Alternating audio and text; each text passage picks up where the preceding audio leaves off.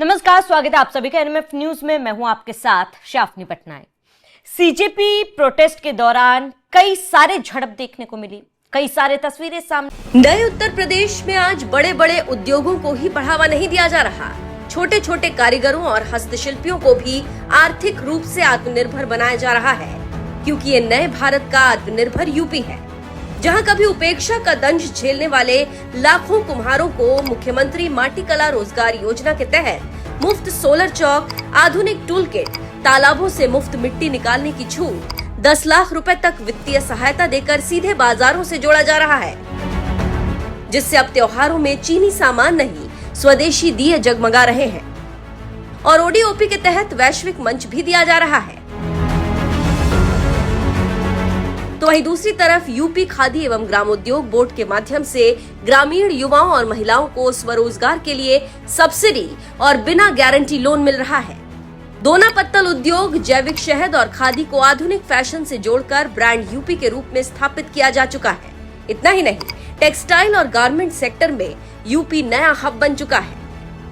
विशेष नीतियों के तहत बड़े टेक्सटाइल पार्क्स बन रहे हैं, जिससे युवाओं को टेक्सटाइल डिजाइनिंग और आधुनिक परिधान निर्माण की मुफ्त ट्रेनिंग देकर बड़ी कंपनियों में रोजगार दिया जा रहा है। मुख्यमंत्री बुनकर सौर ऊर्जा योजना के तहत बुनकरों को करघे के लिए सोलर पावर प्लांट लगाने पर सब्सिडी भी दी जा रही है।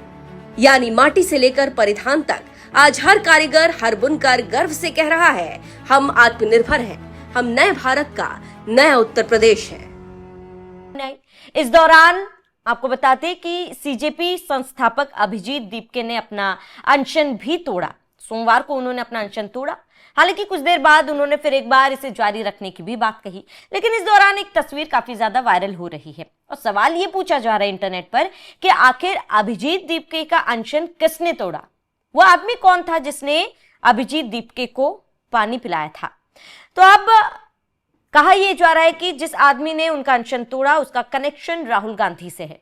अब राहुल गांधी से कैसे कनेक्शन है, राहुल गांधी ने कैसे जानते हैं और अभिजीत दीपके का इन्होंने अनशन क्यों तोड़ा, वो आपको विस्तार से बताते हैं। दरअसल आपको बता दें कि 1 महीने पहले से ही ये प्रोटेस्ट जारी है। प्रोटेस्ट में आपको बता दें कि नीट पेपर लीक पर छात्र आंदोलन देखा जा रहा है, जहां पर मांग की जा रही है कि शिक्षा मंत्री इस्तीफा दे, मुआवजे की मांग की जा रही है। और इस आंदोलन में कई सारे भिन्न भिन्न लोग दिखे, छात्र छात्राओं के अलावा कई ऐसे लोग भी थे जिन्होंने मुद्दा भटकाने की कोशिश की, आंदोलन को एक दूसरे ट्रैक पर ले जाने की कोशिश की। लेकिन इसमें कुछ लोग ऐसे भी थे जिनके बच्चे नीट पेपर अपीयर किया था उन्होंने, लेकिन पेपर लीक की खबर सामने आने के बाद वो बच्चे उन्हें हिम्मत हारी और उन्होंने आत्महत्या कर ली। इन्हीं में से एक ऐसे बच्ची के पिता है जिन्होंने अभिजीत दीपके का अनशन तुड़वाया। अब कहा जा रहा है कि राहुल गांधी का कनेक्शन इनके साथ कैसे हुआ, वो भी बताते हैं। रिया थापा वो नाम जिन्होंने नीट परीक्षा दी थी। नीट परीक्षा देने के बाद वो आम लोगों की तरह खुश थी। उनके पिता का कहना है कि वो खुश थी, लेकिन जैसे ही खबर सामने आई कि पेपर लीक हो गया, वो हिम्मत हार गए और रिया थापा ने आत्महत्या कर ली। उन्हीं के पिता हैं ये जिन्होंने राहुल गांधी के साथ एक मंच साझा किया था। कब?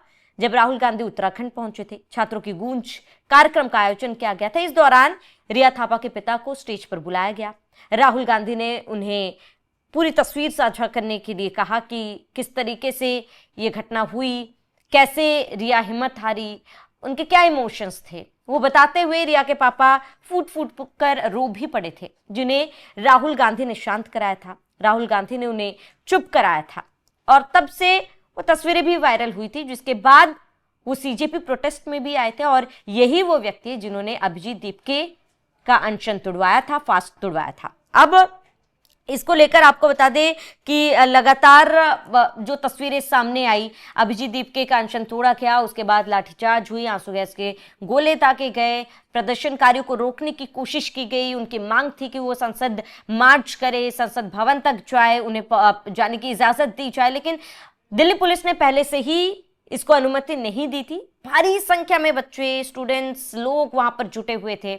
उसके बाद कई तस्वीरें हमने देखी हिंसा की, झड़प की, पुलिस पर भी पथराव किए गए, छात्रों पर भी आंसू गैस के गोले दागे गए, पुलिस पर हमला किया गया, छात्र भी घायल हुए इसमें। और इसके साथ ही आपको बता दें कि कई पुलिसकर्मी भी घायल हुए, कई बड़े अधिकारी भी इसमें घायल हुए। रोकने की कोशिश की गई, कुछ तस्वीरें सामने आई जहां पर पुलिस को घसीटते हुए लोग नजर आए थे, पुलिस पर हमला करते हुए लोग नजर आए थे, और कुछ तस्वीरें ऐसे भी सामने आई थी जहां पर छात्रों को घसीटा जा रहा था, उनको हटाया जा रहा था। इनमें से कुछ बच्चियां थी जिन्हें वहां से हटाया जा रहा था, कई आरोप लगे थे। लेकिन इसी बीच ये व्यक्ति रिया थापा के पिता है, जिनको लेकर चर्चा इंटरनेट पर बनी हुई थी।